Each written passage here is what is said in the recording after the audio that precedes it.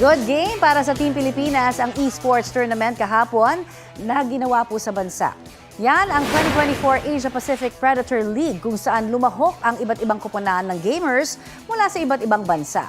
Sa larong Dota 2, itinanghal na champions ang grupong Blacklist Rivalry matapos silang talunin sa finals ang kapwa Pinoy group na Execration. Flawless naman ang naging performance ng Team Secret sa larong Valorant matapos nilang talunin ang Team Japan na Fave Gaming sa score na 2-0. Well played!